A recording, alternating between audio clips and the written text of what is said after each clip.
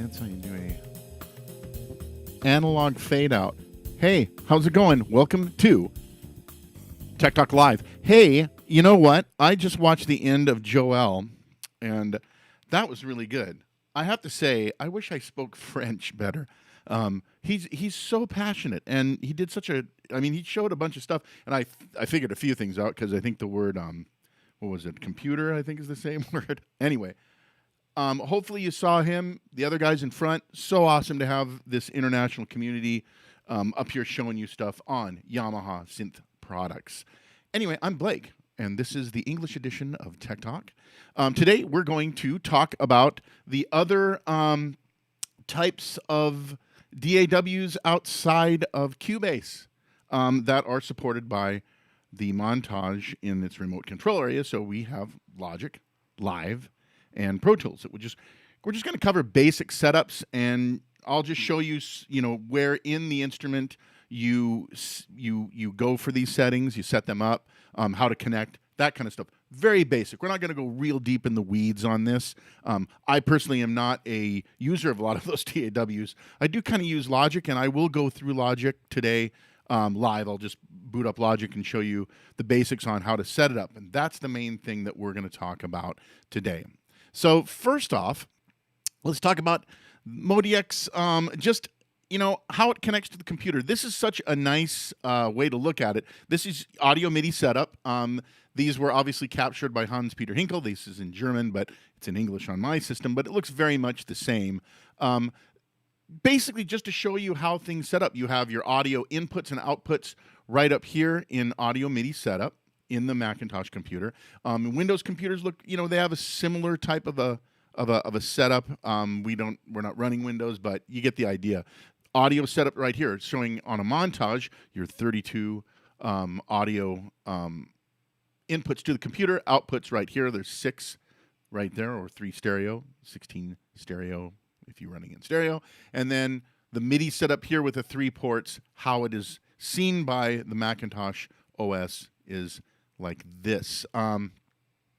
So basically, from a MIDI standpoint, connecting via USB, the Montage and MODX are 3-port interfaces. Port 1 is always dedicated to transmission of the tone generator sounds. That's what port 1 is all about.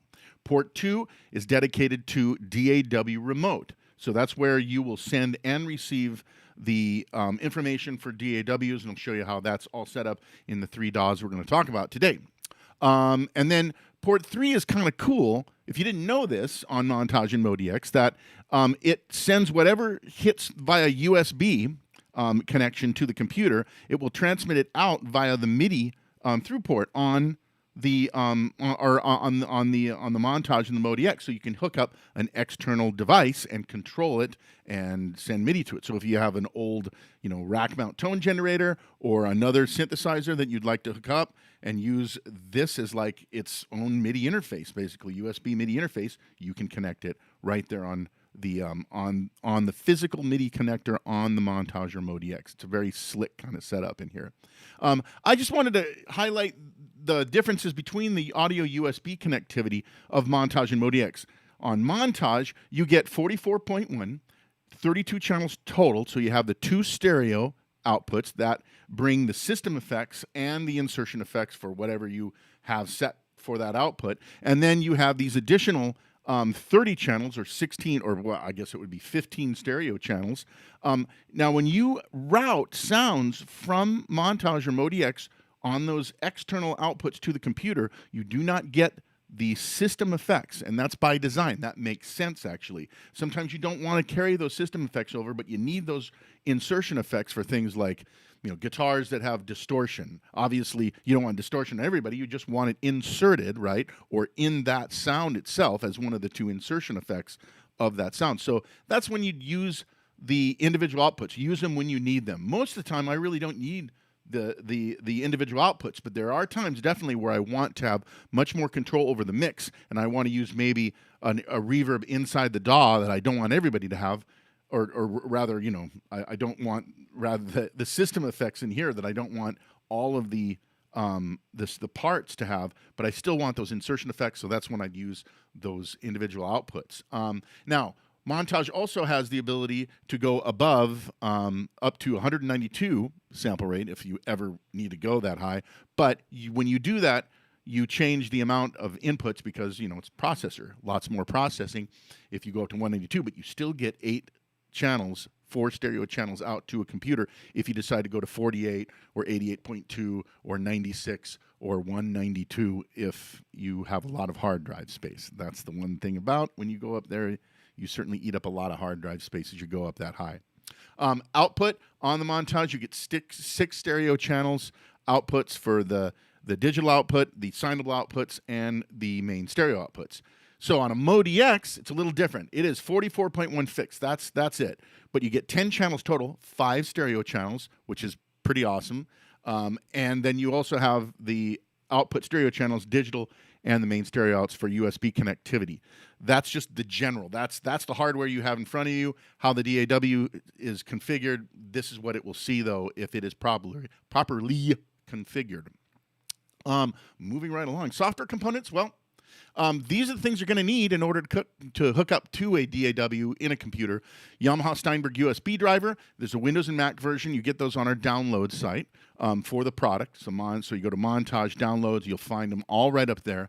I want to point out that now we do have the official Mac version for Apple Silicon. It is a little different, so you have to get that driver. If you're not running OS 11, which would be Big Sur, I guess, or you're not running a new M-based processor, like my computer, for example. I'm running the previous one, Catalina, I guess, and I'm on the previous OS, so I don't need that particular driver. But if you did buy a new Mac that has these things, or if you upgrade it to Big Sur, you will need that specific driver for the Mac version, just to let you know. Montage MODX Connect, another thing that you definitely, I use it a lot, and we're actually going to do an entire tech talk specifically on Connect and how cool it is. So I'm just going to show it really briefly because I don't want to get into it. I don't want to steal a fire from 2 weeks from today when we do one on Montage MODX Connect. I love Montage MODX Connect. It makes life so much easier. By the way, that little groove that I did before, that has not touched DAW. Everything was done inside the Montage, but there's a reason why I wanted to use that. I might be using that on the next Tech Talk, so I wanted to play over it a little bit. You dig? Right? Okay. Again, all this stuff is found on the product download page. So here are our 3 DAWs we're going to talk about today. Avid, Pro Tools, Ableton Live, and Apple Logic Pro. And without any further ado, before I get into these, though, I think it might be good just to show you in this instrument where some of the settings that you're going to want to know when you connect to a DAW are located. Under Utility, here I am with my screen capture software here. So Audio I/O, this just shows where the how the audio is configured in here. Go right here is where you'd have 16 stereo 44.1, and that is how I'm connected right now. If I decide I wanted to go to the higher ones that like 40, 48 or 192 or whatever, it just says 44.1 to 192. You would configure that in the DAW, and then you'd set, and then Montage will pick it up, or MODX, depending on what you have. But I'm not going to touch that right now. But anyway, this is where those setups are located. Notice that you have some cool things for the output. A lot of people don't realize this, but you can, have a 12 dB main left-right output, assignable left-right output, 12 dB gain that you can apply towards, the USB main or USB inputs 1 through 30. You can increase the gain to the DAW, and you can get a lot more gain if you need 12 dB. That's quite a lot. But just to let you know what that is there, that's where audio settings are configured. In MIDI settings, they're right here as well. USB is where it's selected, local control off. I'm going to show you something in a second about that as well. I also want to show you real quickly in here where the different modes for how MIDI is sent and returned to an instrument. Right now I have it in multi. Multi meaning that in a performance, part 1 is channel 1, part 2 is channel 2, part 3 is channel 3, and so on. If I go to single mode sets the entire instrument in one channel of my choosing. So if I touch single, you'll see the channel, and I can set my channel where I want to do it right there if I want to do single mode. We added another one that's called hybrid mode. Hybrid mode is pretty cool. What hybrid mode does is anything that I have on my main channel, let's say I have channel 1 as the channel that I have keyboard control on, those will send on that channel that I've selected. So what hybrid mode allows me to do is take multiple parts and have them on the same channel. So if I have a 3-part, or in this case, I have 2 parts right here. These will send on 2 of the same channels right here, but all the other ones will be on their respective channels. So 2, 3, 4, 5, and 6, and so on. Does that make sense? That's what hybrid mode is all about. If you have any questions about that, go and check out there's some documents on YamahaSynth.com that explain this a little bit more. I'm not going to get deep into it right now, but that is what hybrid mode is. Just wanted to show you where that is in the advanced mode. Finally, the last thing is just the basic quick setup mode. Quick setup is awesome. It just allows you, it tells you exactly what it is that you want to do right here. MIDI record on DAW, ARP record on DAW, audio record on DAW. So MIDI record, let's just touch on that one. If I touch this, you'll see this little local control turn off. So it turns off local control, which is what you want when you're connected properly to a DAW. Let's say I want to do ARP record on DAW. Well, right now, you have the keyboard, local control, and then arpeggiator. Well, if I put on ARP record, what it does is it moves arpeggio, boom, right over into the front. So it allows you to record ARP data directly to a DAW and so on. An audio record in DAW just shows the connections right up here where they're going from the audio signal flow up here. Pretty nice. I like this little screen in here. It allows you to see stuff. You can also just touch on things to turn off local control, or if I want to change the monitor volume, it'll jump me right to the monitor volume or USB volume, so on, right there by touching on the screen. So that is inside the hardware where things are configured. Now let's move on here to Pro Tools. So I have to confession. The last time I really used Pro Tools was in the 90s. That's quite a while ago. Back when Pro Tools was really kind of the only thing. If you think about what Pro Tools is from a historical point of view, it's pretty amazing. It was back when there just weren't computers fast enough to handle all this digital audio. So what the company Digidesign at the time was, they sold you these very expensive hardware computers, basically, that handled all of that data, and then your computer would just displaying what was being put out by those. So it was really important, and it was the first time there was really this non-linear digital editing that was out there. It's such a mind-blowing thing. Well, as computers got faster, these other DAWs started coming on board, and things have changed since then. But Pro Tools still is around and still is very, very popular, especially in the United States. Pro Tools is a big, important DAW for many, many people in recording music. It's, so I get it. So let's take a look at how Pro Tools is set up in here. I got my little arrow here. So basically, this is the setup area for where you would find setups for MIDI and audio inside of Pro Tools. Right here is the setup in here, MIDI. You have MIDI Studio, MIDI Beat Clock, MIDI Input, and MIDI Input devices where you see your MIDI devices that you have set up. Now, this is after we have already installed the USB audio and MIDI driver, right? So that's already installed. So the computer, we're assuming the computer already sees Montage. You've got all that stuff installed. And if that's the case, Pro Tools will see this. It will be in there. So MIDI input devices right here. One moment. Go to the next screen here. So here's the MIDI input enable. This shows the 3 ports that are available to you in the system. Pro Tools sees it here. You want to enable each of those if you're going to use those. Let's say you're not going to use port 3, you could easily disable it, but it's nice to have it open so when you do have it there, you just plug it in, it's going to work. Right here. Oops. Sorry, didn't want to do that. I want to grab my arrow. This just opens up the MIDI Studio so you can see sort of just, again, where things are connected via MIDI inside of Pro Tools. Now we're in audio world. And I don't want to do that again. I just want to grab that. So inside here, this is again under setup, and you saw it in that previous screen where audio devices are chosen. This shows all 32 channels are available to you right here. Now, you'd have to configure them inside the performance when you want to route a part to an individual output. And I'll show you that before we leave, so you know where that's located when you want to use those individual channels to record separate channels from the instrument. But this is where they're all set up. And right now, this is set up as 16 stereo. That's how it's set up here. You can also just do mono if you want, but you see all 32, just these are all configured as stereo. So pretty straightforward there in Pro Tools. Here's your audio outputs here. Analog outputs, that's your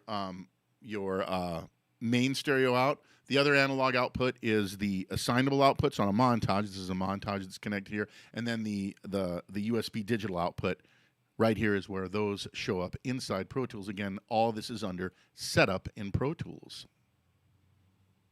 And then peripherals. Peripherals is where you're going to find all of your, I'm going to grab my little arrow here. Peripherals is where you're going to find things like DAW remote. So we're going to set it up for a DAW remote, which I'm going to show here in a moment with my setup here. So go to peripherals, sorry. Move one forward. So here you have it set up where you have where it's being received from. Let me move my arrow out of the way. Or move it over here. You want to select port 2 for this one.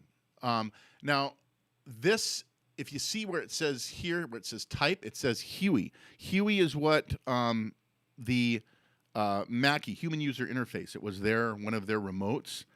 They also had Mackie Control, which I'll show that in Logic. But you're going to set up our remote system for Huey. That's what it's basically the protocol that it uses for remote control interfaces. So this is setting up Huey. You want it set port 2 for receiving from, and then of course you also want send it to. So it's a bidirectional system. So it'll tell you what the names of the tracks are, things like that in the screen. I'll show that when I connect Logic here in a moment.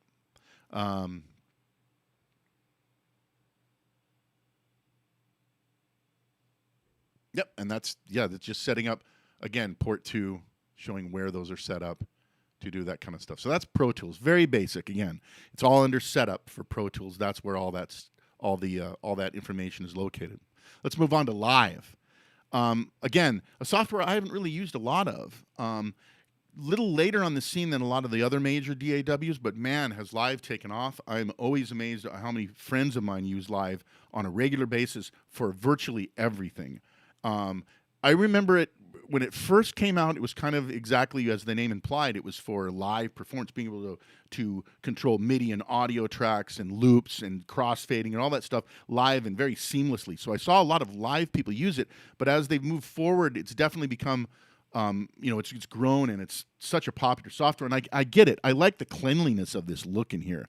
I mean, look at that. It is simple, but it is sort of retro, but it has a really nice cleanliness and a single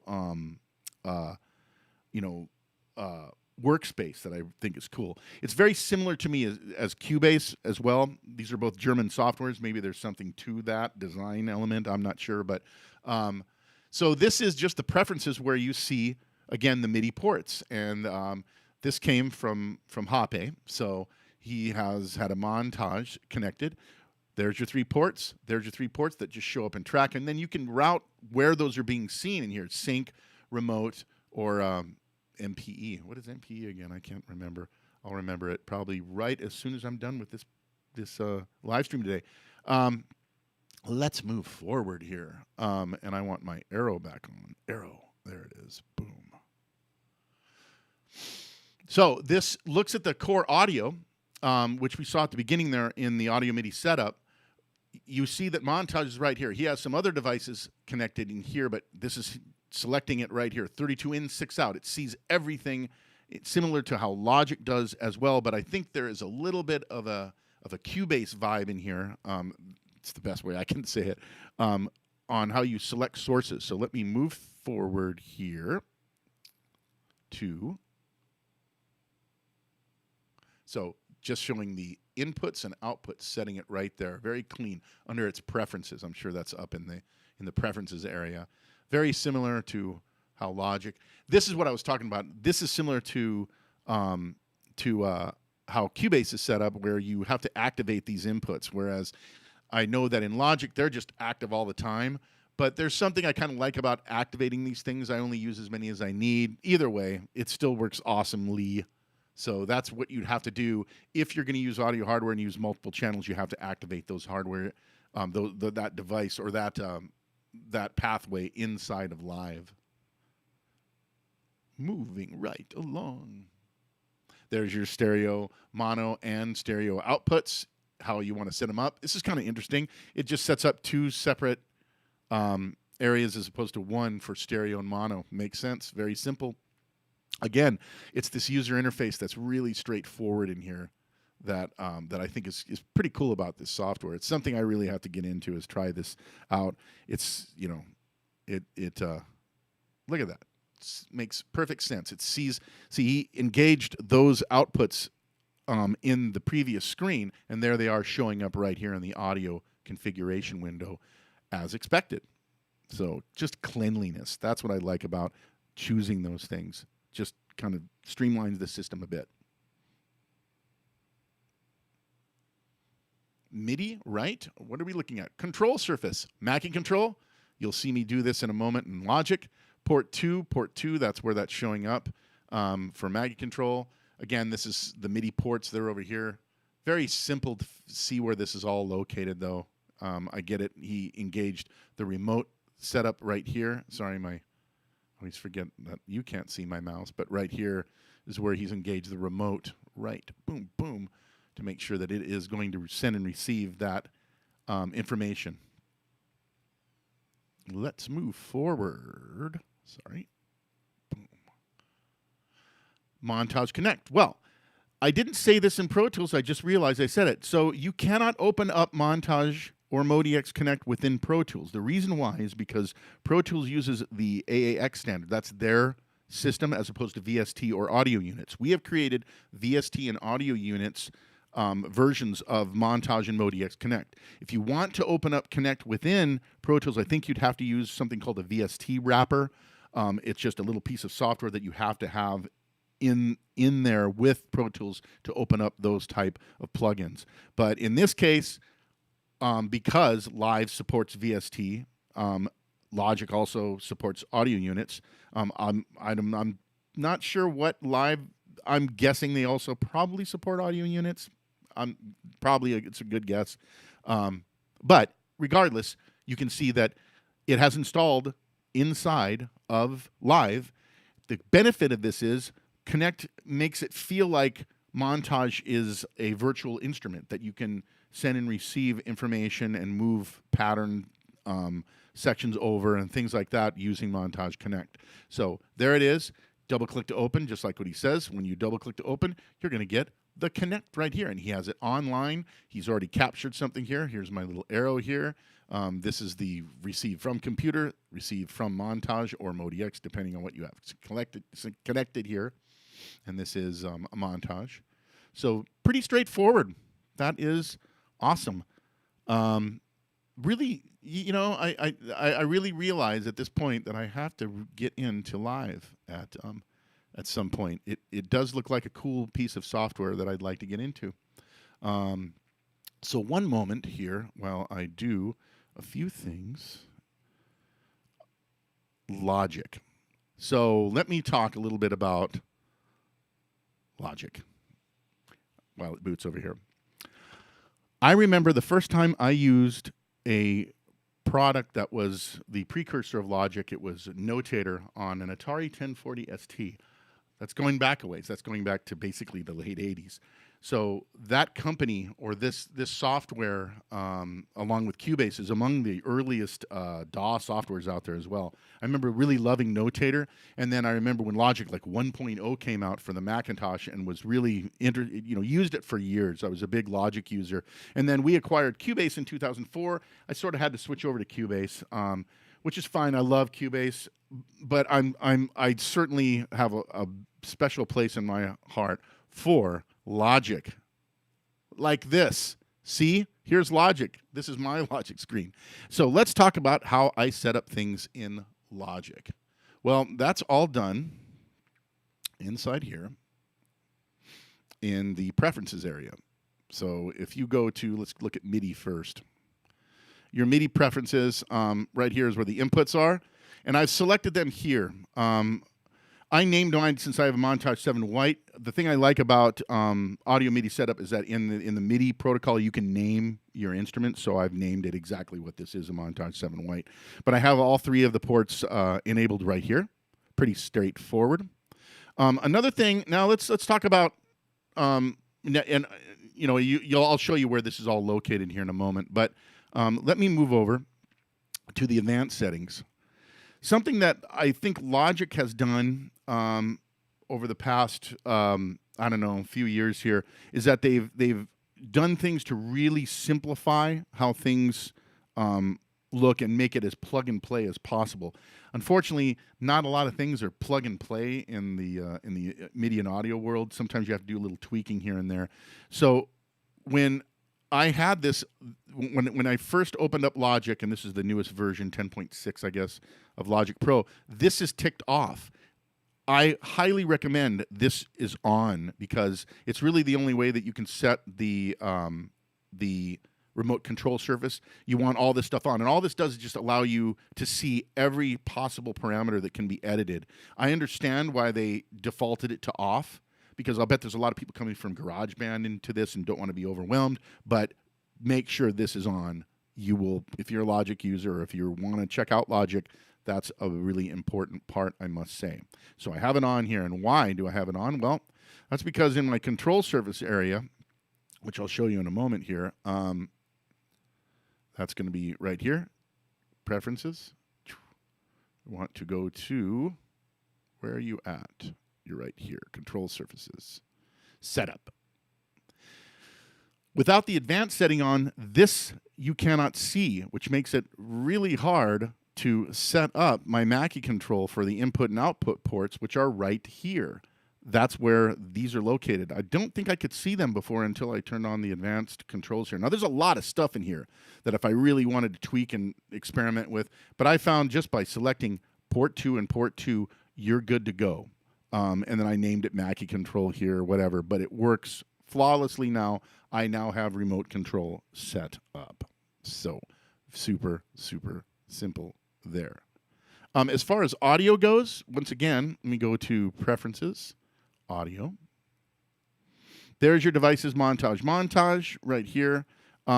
It will now see, if I open up an audio track, every single channel is available to me as either stereo or mono, 1 through 32. Super simple, but this is where you're going to set your input and output devices. You can see the other things I have. My AGO3 is what you're hearing right now. That's what I use for live streaming. I also have one of these Steinberg UR RT4s, the 4-channel Rupert Neve transformer system when I record audio. But you see all the stuff in here because they are all available inside Audio MIDI setup. These are all connected devices, so pretty cool. But that's how I'd set just montage right here. Now let me do a quick move back one here and show you where I'm going to set up. Sorry, I have to go. This is a little bit difficult when I'm looking at two different screens. I just want to go back to my main area here to show you my song Logic is remote. Let's look at DAW remote settings. So these are always per performance, which is pretty cool. It's always at the bottom of the performance here. I'm going to go over here and just show you.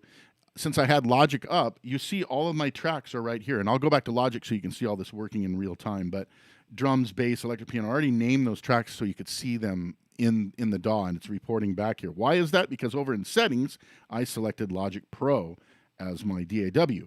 Cubase, Logic Pro, Pro Tools, and Live. That's where you set these, and this is exactly why we are doing these other 3 DAWs today, is because they're in here. So Logic Pro setup, you can set which channel you want to send and receive on. Since it's its own port, I just leave it on channel 1 unless you have a reason where something else is going in there, which you really don't. So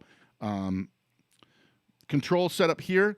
Track means that each of these control individual tracks you have over on my control over here. I can select different tracks here, and you can see them in. I'll show you all this in the DAW in a second.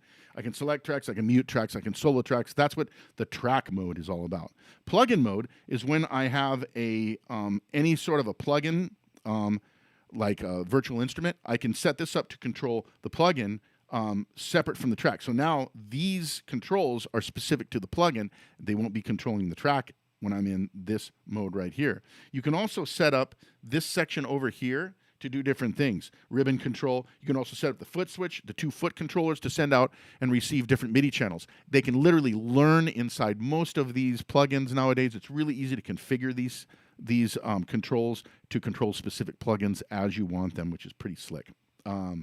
And then finally, transport, what that does is it allows me to interact now with Montage. Now, everything here is Montage, but I still have transport control right here to start and stop the DAW. So if I were playing live, let's say, and I wanted to control the DAW, but I wanted to interact with Montage with the super knob and control the instrument here, that's what this mode is about. It allows you to still have transport control to the DAW, but still be able to interact with your Montage, which is pretty cool. Hey, let's go back here too. I'm going to make sure I'm set up. So I'm still in Logic Pro here, right? Check it out. Since I have track control here, you can see me now moving. I'm literally moving the Montage, and all my 8 channels for my my DAW are controlled right here. Real straightforward, very, very simply. Now, and of course, see, start, stop of the DAW. You also have cursor control you can use the dial to move around if you want to do it this way. So I'm literally moving the dial on Montage. I should have put a little montage here to show this, but I didn't prepare properly for that. But that's what I'm doing. I'm moving the data wheel, and I have it set here for use for remote in the Montage screen so I can jog things around or what have you. Real straightforward. Works great. Last thing I definitely want to show you is how would I have to go down here. How would I add Montage Connect? Well, right here is where you do that. It's the software instrument track. And when you do that, you can select a software instrument. Now, I already have it set up right here. It is indeed a software instrument. Software instruments, you see over in the corner here, there's a little info thing that you can hide. If you don't want to see it, you want to see more of your workspace. But I like having this on because it definitely shows you some pretty important things, like, you know, the track. It's where Quantize is set up. Things like that are all in this info area. What is it called? Just information? Yeah, track inspector.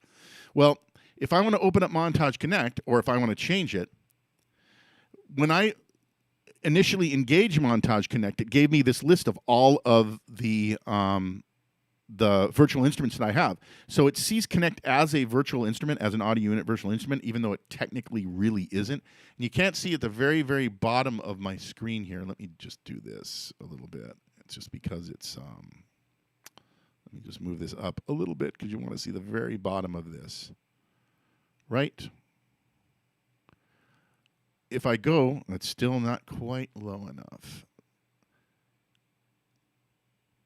There we go. I think we'll be able to see it here now. Yes, at the very bottom, very, very bottom is where you're going to find Yamaha Corporation and Montage Connect. That's where you're going to engage it when you pull it down. Look for AU Instruments, and those are all the ones that have installed. So I have some stuff from Steinberg. I have some stuff from Isotope. There's Apple stuff in here as well. But Yamaha Corporation is what it will install. That's where you're going to select Montage Connect. And it is already selected here. Let me move this down a bit more. Sorry, this is this was because of the size, there we go, of my screen. Getting it all in there. Okay. So to open up Connect, right here when I select, don't select the select down here, there's a little kind of a fader here that opens up Montage Connect, and there it is, right here. I've already captured Logic Is, which is what I was using here, captured it over here. You have all your stuff right up here. I'm not going to get deep into Connect right here, but there it is. It is working. It works flawlessly. There's where I've saved performances. I can have a whole list of them right here. I don't want to get deeply into Connect because we're going to cover that next time. But that is the basic setup for Logic and the other things as well. Hey, here I am as a big shot. Wide shot, not a big shot. I'm not a big shot. Anyway. Hey, let's look at the questions. In our description, you can get to the Tech Talk Live questions right here. I wanted to very quickly cover just a couple of questions that were asked that I have some answers, may not be exactly the answers that you want, but they are answers. The first one, two of them actually, were people asking about Persona Studio One. Yeah, that's important. I have to get a copy of Studio One to check it out. I realize that it is a very cool DAW that has gotten more popular as we move forward. So I just have to get it. Now, my guess is it's going to work very similarly to Cubase, and my guess is because I think there were some guys that worked on Cubase that also worked on Studio One, so they brought some of their expertise into that development. I'm guessing there's some similarities to it. Not sure. I think Studio One does support VST and audio units, I think. So I would love to do that. Give us a little bit of time. Either I will see if I can't get an article or a video or something up there to help you guys out with Studio One. But I appreciate the suggestion. We covered the ones we covered in here because they are actually listed inside Montage and Modi X. But great idea. Can a master EQ be made on a per live set basis? That was a question specifically, I think, about a YC. I can tell you this, on a CP, yes, in the current version, they added that capability. So, but this is a nice idea, and I will tell you where to put that idea in a nice way. That sounds kind of weird, but no, I'll show you in a moment. Idea scale is where you want to put that idea, but good idea. I understand what you're talking about, and I believe that you are talking about YC here, but if you're not, and you have a CP, upgrade to the latest version, and you can do that now. So it's in there in CP, just not YC. Someone else here had some questions about their YC. This was Patrick. Patrick, if you're watching, why don't you send an email to synthesizers@yamaha.com and give me a little bit more information. One of the things that I'd like to know is what version of YC you're on, and I can help you with that too. If you're watching, Patrick, send synthesizers@yamaha.com an email. Let me talk about another thing here that we call web resources. Web resources. Yamaha Synth. Yamaha Synth is where everything for Yamaha Synth is located. Articles, interviews, all sorts of cool stuff. Artists. Check out Yamaha Synth for all things Yamaha synthesizer. Idea scale, what I was just talking about just earlier about that idea about Master EQ, maybe adding it to YC, that would be something I would put up on Idea scale. Idea scale is where you can put your ideas about Yamaha synthesizers. We just did a podcast that will be coming out very soon where we talk about Idea scale with Ben Israel, the guy that is sort of the webmaster of Idea scale, for lack of a better term. But Idea scale is you have an idea for Yamaha synthesizer, put it up on Idea scale, check it out. It's a great community, and we definitely spend once a week looking at all of those ideas and move those forward as needed. So definitely put your idea on Idea scale. SoundMondo is a social sound sharing site for Yamaha synthesizers. Montage, Modi X, Reface, YC, CP, all on SoundMondo, social sound sharing. There's also a cool iOS app that allows you to send and receive new voices, new sounds. I'm going to put the YC live sets up very soon. But they will be available on SoundMondo. We have over 80,000 sounds up there now, so check it out. Free social sound sharing site. SoundCloud, the Yamaha Synth site on SoundCloud is where we have our Behind the Synth podcast. Now at episode 53, I think is where we're at right now. We have interviews with artists. We have classic synth retrospectives. We talk about new OSs. Sometimes Nate and we just did a podcast where we talked about rhythm changes and about different ways to play the chord changes to I Got Rhythm. We do lots of stuff on our Behind the Synth podcast. We also have lots of cool audio demos up there where we release audio demos, things like that, up on the Yamaha Synth area on SoundCloud. Music Production Guide. This is a guide that is created by Hans-Peter Hinkel and his friends at Easy Sounds, right? I think that's who does it, right? Yes. And this is a great guide. They have been doing this for over 10 years. They're full color. If you print them out, they're like a big magazine that have tons of tips, tricks, ideas, all sorts of things inside the music production guide. Again, the link is in the description to get your free copy of 10 years of music production guide. So free copies of them at Music Production Guide. So once again, hey, thank you so much for watching this edition of Tech Talk. And I feel like I need to leave with a little song here. So thank you so much for watching. I really appreciate it. Have a great one. And here's your exit music here.